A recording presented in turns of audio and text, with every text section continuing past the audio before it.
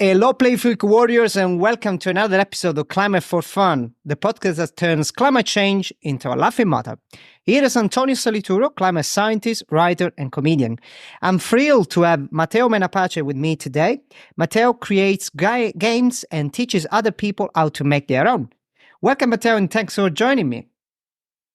Thank you. Thank you, Antonio. Thanks to you. Ready to play with climate change? Yes, let's do it. Let's crack on then.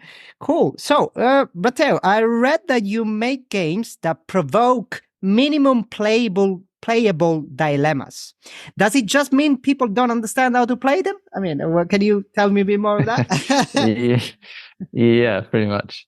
So minimum playable dilemma is a fancy term that I came up with as a riff on minimum viable product. Okay, yeah, sure. The idea is that a minimum viable product is a quick prototype of anything, an idea, physical product or service. Yeah. And a minimum playable dilemma would be a prototype of a game that gives people a moral dilemma. So something that questions something that they would be doing in real life. So an example of a minimum playable dilemma that I've made a few years ago is a game where you have to make food choices, but those food choices will have impacts on people or on the planet. Yeah. And so the dilemma there is, do I want to buy that avocado, for instance?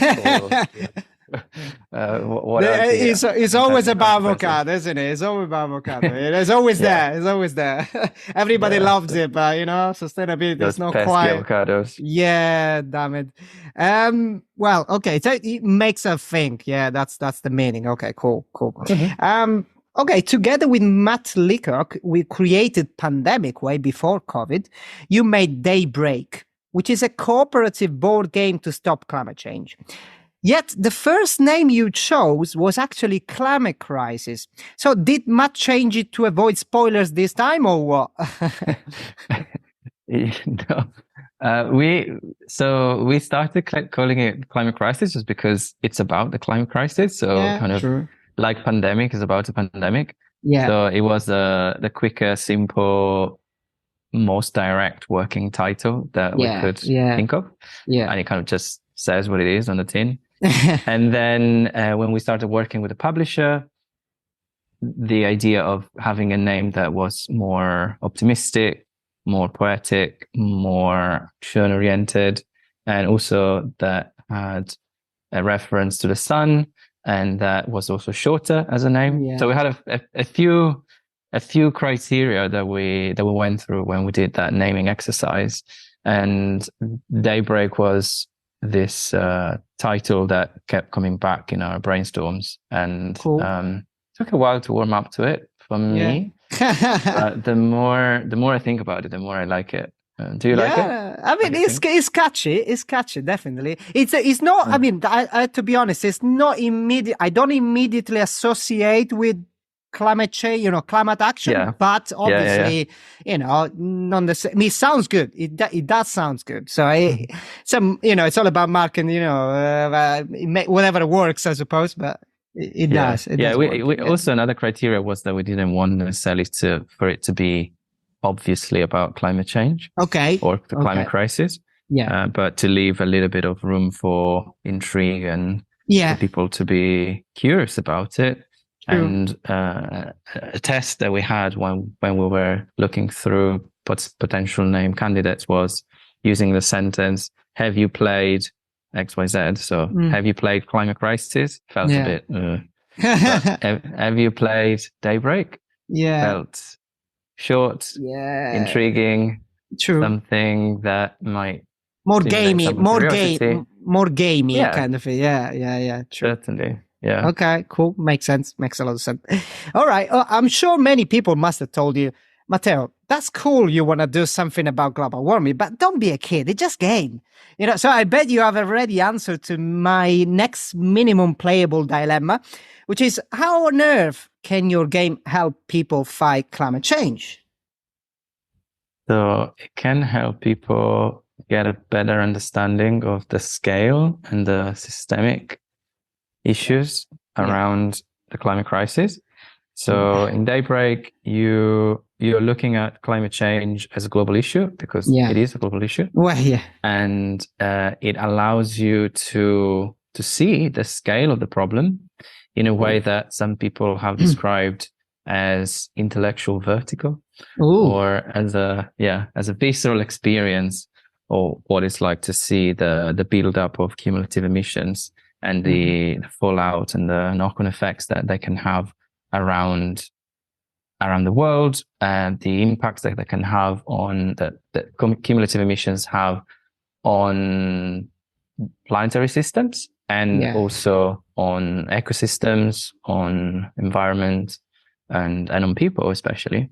So you get a really good, if simplified, of course, because it's a board game, understanding of the problem, and then you get this huge amount of solutions that you can try out, and that opens up the space for imagination. It's a way to see all the or a vast amount of potential solutions to this vast problem. Yeah. And also how they can interact with each other. So it's a way to open up that space of imagination, cooperation, and then once you've played Daybreak, again, people have told us that it's giving them this kind of bullshit filter for when they hear politicians even making good announcements about, I don't know, the next UK government is pledging to spend, I don't know, a certain number of billions on green transition. And then you look at it in terms of through the filter of Daybreak, and you realize that, of course, that is good, but it's not enough. And I think having that understanding is one way in which we have set out to use a game as a social interaction, as a embodied experience, to really get that understanding, and that hopefully will trigger some ripple effects in real life as well, in terms of people taking action or people becoming more, I don't want to say aware, because awareness is, we're past awareness in terms of more active climate change, but more action and be more strategic with their choices, whether that is political choices or consumer choices. Yeah, I like the idea of being a bullshit buster or something like that. Okay, so well, I'm assuming everyone wants to be a kind of Avenger, and save the planet. However, people, I guess, want to have fun at the end of the day when playing a game. So I can't think of any more boring topics than climate change to make a game about. So will Daybreak players not fall asleep? We haven't seen anyone fall asleep. Okay, that's good. Hundreds of playtests. So I cannot exclude that might happen, but I don't think it would be as a result of playing Daybreak. Yeah. And I also want to push back a little bit on what you said there about climate change being boring, in the sense that I feel that climate change is anything but boring. I mean, it's scary, it's overwhelming, it's huge. It's complex. It's very complicated, and that's maybe why a lot of people are switching off or turning away, because it's. But in my experience, it's anything but boring. It's very fascinating, but at the same time also very complex, because it's a huge problem that probably involves science and politics and history. I should have said probably climate science, because the climate change, I agree, it's quite, it's all over the place. So you never get bored. In a way, that's true. That's true. Okay, so let's get into details a little bit. So I know the game includes the typical deck of cards, right? So though I like card against humanity, these cards are meant to be for humanity, right? So some of them, for instance, are about solar panels and other climate solution. So can you tell us a bit more on how to use these cards? Yeah, so in the deck, we have about 150 cards, and these are a variety of climate policies that you can play throughout the game. As you mentioned, there are the type of policies that someone might associate with climate action, such as green energy. all the way up to things that people might not be thinking of when they think of climate policy, such as public transport or healthcare or reform of financial systems. So what we're looking at is really a transformation of the entire economy and the way that we govern society. So at the beginning of the game, you have fairly limited powers. Right. And so the things that you can do are, for instance, increase the amount of clean energy that you're producing within your country or coalition of countries. Yeah. And then that starts to have a positive impact. And at the same time, you can do policies to limit the production of dirty energy or to limit the extraction and burning of fossil fuel. And as the game progresses, you also realize that you have to scale up your ambitions and your policies. And so that's where you start to play cards on top of each other, and they can create co-benefits between them. So at the beginning of the game, you might have let's say a decommissioning energy card, which might allow you to close down a few coal power plants. Later on in the game, you might be able to roll out a nationalization of the fossil fuel industry, for instance, which is much more powerful. At the same time, something that you might not be able to have the power to do on the first or second round. So it's about building up your power, kind of political power that will then allow you to become more ambitious with the type of policies that you're implementing. But at the same time, the game will become harder and harder, and as the round progress, because you keep on pumping out emissions. You're trying to reduce emissions, but they're still going out. And as the emissions are going into the atmosphere, some of them are being drawn down, sequestered rather, by forests, by oceans, but most of them are accumulating. And as they accumulate, they literally pile up on a physical thermometer. And the higher the thermometer gets, that represents global warming. The more crises and knock-on effects you'll get. So you have this competing feedback loops, if you like. One is the crisis. The temperature's going up, crisis is becoming more intense and more frequent. On the other hand, you have the ability of players to do something about it, to stop the problem from getting worse. And also to protect their communities, their ecosystems from this crisis. So if you get your power to a point where it's higher in a sense than the crisis, you can get to a win. Otherwise, you'll get overwhelmed by catastrophic runaway climate breakdown. Okay, cool. So coming back to the bullshitting or climate bullshitting in this case, I read that some of the cards are kind of representing fossil fuel industry misinformation. I don't know if I'm correct, but can you expand on how the game covers this aspect? Because it's not quite straightforward. Yeah. So there's a deck of solution cards, if you like, which is what I mentioned before, 150 of them. And then there's another deck that we call crisis cards.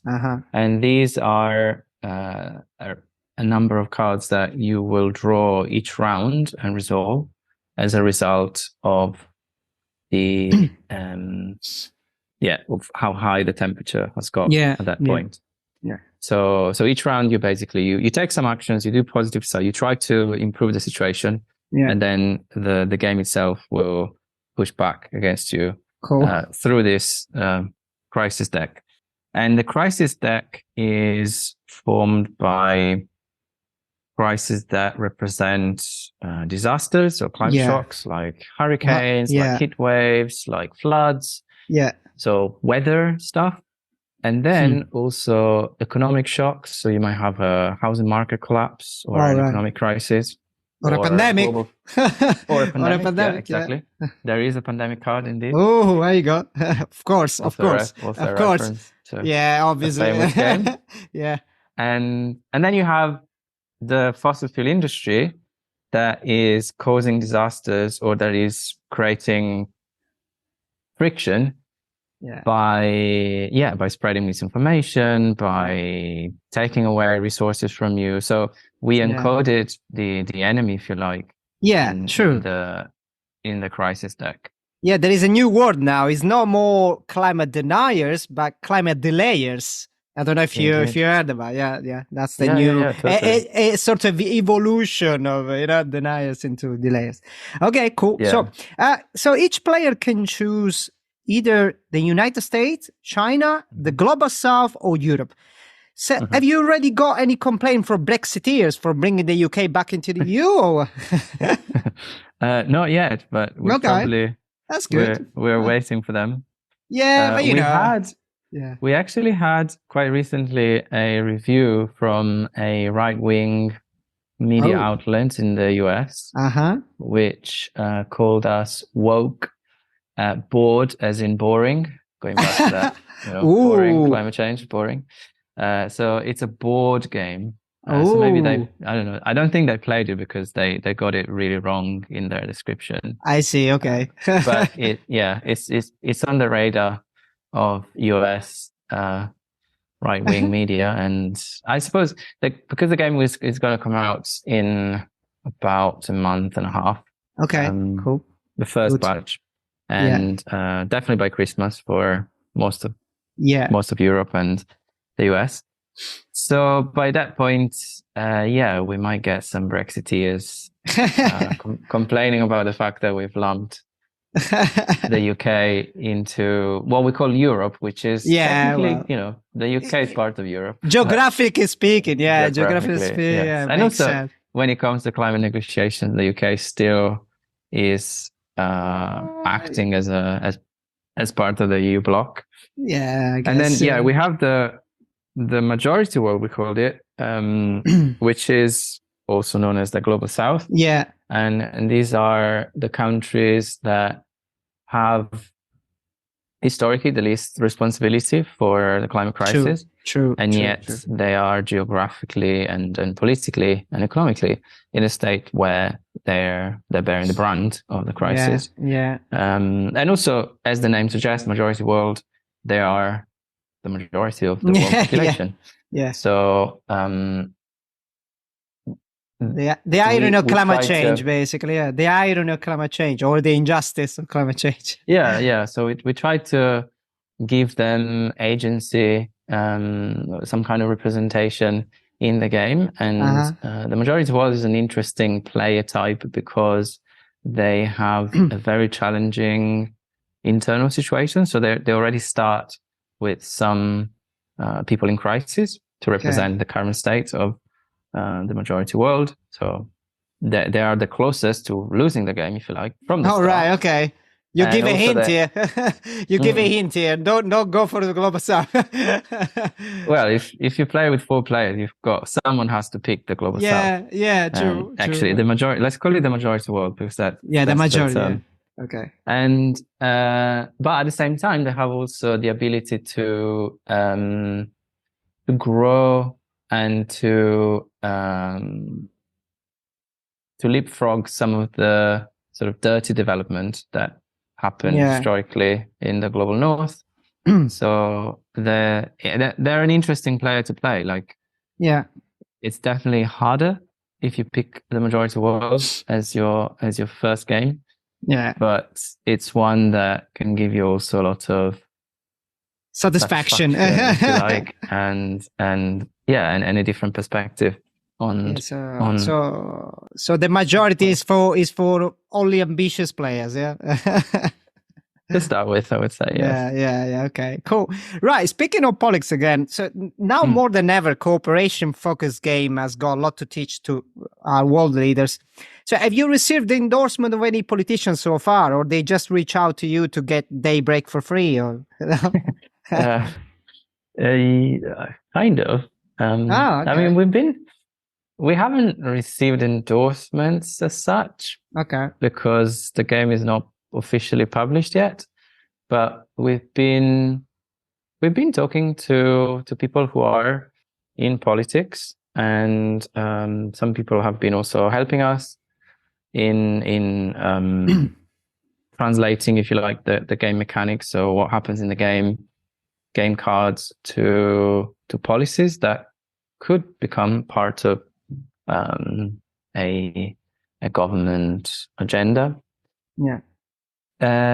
So yeah, and also we have had people who I guess you wouldn't call politicians, but rather more like civil servants. So people that work in within the government of the UK and the US. Yeah, who've been very interested in testing Daybreak and trying it out as a way to kind of simulate what it would be like to have this kind of international cooperation and to see also what could happen when countries cooperate or don't cooperate, and what are the effects of that. Okay, cool. Sounds good. So, okay, let's switch to the silly part of this podcast. Yeah. So, first question. So, tell me one thing about climate change that makes you laugh. Oh my gosh. I mean, on the spot, But yeah, I mean, you know, if you don't come along with anything, it's all right. Not that I can think of. Okay, cool. Sorry. No problems. What about? I'll give you another chance. So, what about? Tell me one fun thing that people can do to fight climate change outside of playing your game, of course. You spoiled my answer. Well, one thing people can do, which I read on a book called How to Blow Up a Pipeline. Oh, and it's I mean, if you feel ambitious, you could go and blow up a pipeline. Wow! All right, and that might be fun.